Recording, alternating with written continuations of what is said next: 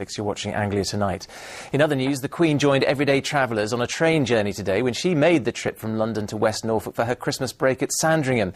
The Queen arrived 10 minutes before the scheduled train departed King's Cross station and went virtually unnoticed as she walked down platform 11. There's one difference, though. Before boarding the 10:45 service to King's Lynn, she was presented with a posy.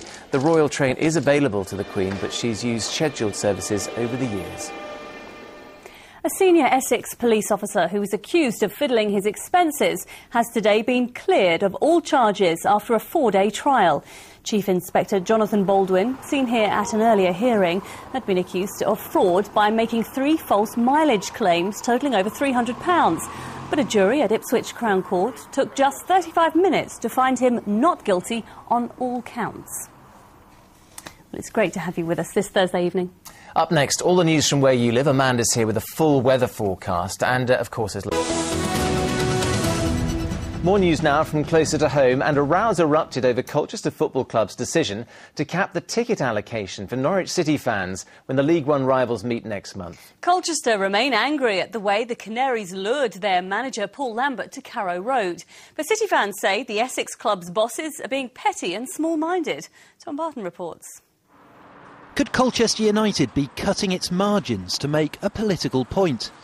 As a row over the recent defection of their manager Paul Lambert to Norwich escalates, the club has refused to make more away tickets available for when the teams meet in January. The average price of an adult ticket here at Colchester United is around £20, and the club have admitted that by taking this action, fans could find themselves in a stadium with hundreds of empty seats, and the club could find itself worse off to the tune of £30,000. Hostilities broke out back in August. After Colchester's remarkable 7-1 win at Norwich, City fired their manager, Brian Gunn. They then replaced him with, who else? Colchester manager Paul Lambert. The U's have complained to the Football League about how Norwich approached Lambert. And many Norwich fans see this ticketing decision as the latest sortie in the ongoing battle. I think it's disappointing that something in the boardroom like that has to be affected for the fans who travel all around the country. I think they should, forget it, and get on with their football. They deserve to see the match just as much as any Colchester fans. Colchester's chief executive told me that this decision is more about supporting U's fans than it is about attacking Norwich. Our first obligation is always to our fans, and there has been such an upsurge of interest in this game that we're confident that we'll sell the stadium out with youth fans. Whilst Norwich perhaps would consider that it's all about them, actually we're about our football club, and we're trying to move forward and we're trying to do some of the great things that they've done, but actually this is perhaps more about us and less about them. Norwich refused to give an interview to Anglia Tonight, but a statement on their website confirmed they have requested extra away tickets. United say Norwich fans with tickets for the home stands will be refused entry. As we were filming today, snow began to fall at the community stadium. United are hoping that keeping the ticket office closed to extra Norwich fans won't blow a chill wind over their finances. Tom Barton, Anglia News, Colchester. And to see the full interview with Colchester's chief executive, visit our website at itv.com/Anglia. A man who was arrested in connection with the suspected murder of a father of 3 has been released on bail. It follows the disappearance of Derek Tempest from Great Yarmouth. He was last seen in October. He'd been to see 2 men who ran a local garage. Well, 5 days later, they were found dead, having apparently committed suicide. Police believe Mr Tempest's body may have been thrown into the River Yare. Well-wishers have been raising money to help a man from Norfolk who's thought to be one of the youngest people in the country with a human form of mad cow disease. Dean Burrell from Hunstanton is 25 and has a wife and 2 children.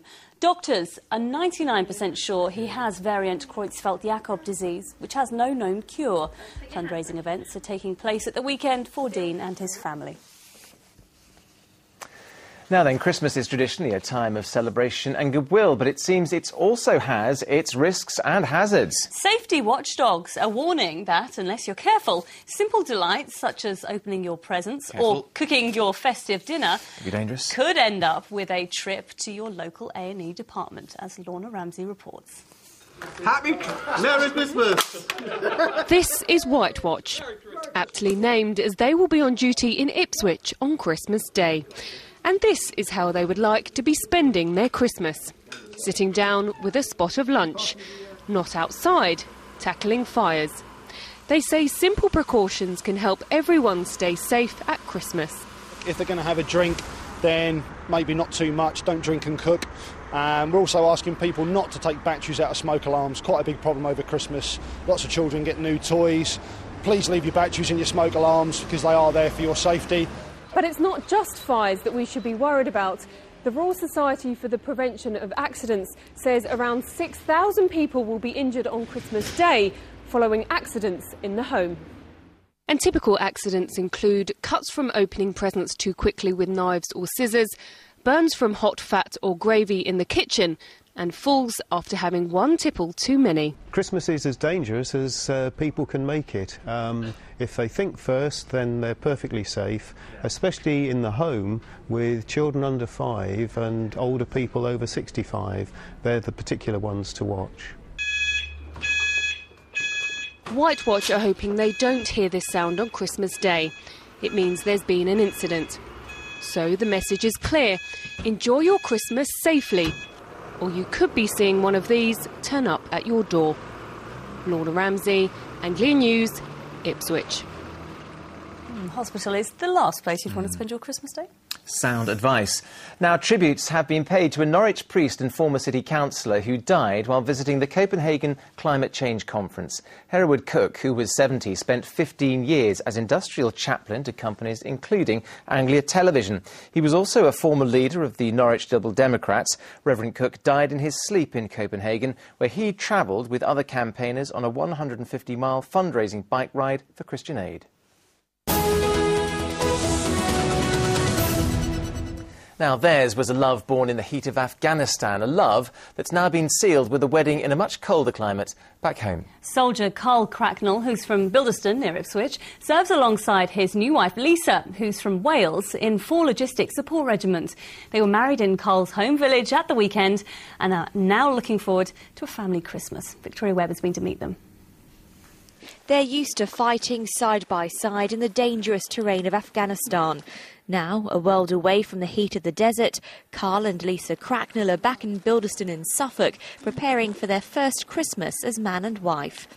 But it wasn't love at first sight. On their previous tour in 2007, they barely knew each other. We worked together and I didn't really like him. And as soon as we got back, we just went out and had a drunken kiss, and it went from there, really. And just a few months later, on Valentine's Day last year, Carl proposed. The typical getting down on one knee thing. A year and a half ago. So it's only been together a few months, and then sort of popped the question. Yeah. Luckily, she said yes. Both Carl and Lisa are lorry drivers serving in 4 Logistics Support Regiment and were attached to 19 Light Brigade from Northern Ireland. They told me their most recent tour, which ended in September, was much more dangerous than the last one 2 years ago. I'd see Carl's vehicle and, you know, I used to think, God, please don't anything happen, because I'd be able to see it and it'd haunt me. So it was really scary, wasn't it? It's just that worry of someone you care about so much out there. Previous tour, obviously you think about your family, but this time you actually had someone out there you loved. It's totally different. It's a lot harder to deal with, but had to get on with it. As well as providing a source for keeping in touch back home, the internet proved very useful for Lisa. Having just bought her wedding dress, she needed to buy accessories, and she did that online while they were on tour. The big day finally took place in Bilderston on Saturday, a day shared with family and friends, some of whom served alongside them in Afghanistan. That's the thing that kept me going, because otherwise I would have packed my things and just wanted to come home. Otherwise I wouldn't have wanted to be out there, because it was just... The main reason we done it, just to save money, really, just to pay for the wedding. This time last year, Carl and Lisa were making plans for the upcoming tour of Afghanistan. This Christmas, they'll be checking out the price of holidays as they look forward to their honeymoon in the new year. Victoria Webb, Anglia News, Bilderston. Oh, there you go. Proof that you can find love anywhere, eh? Yeah, absolutely. And look forward to that honeymoon as well in the new year. Good luck to you both.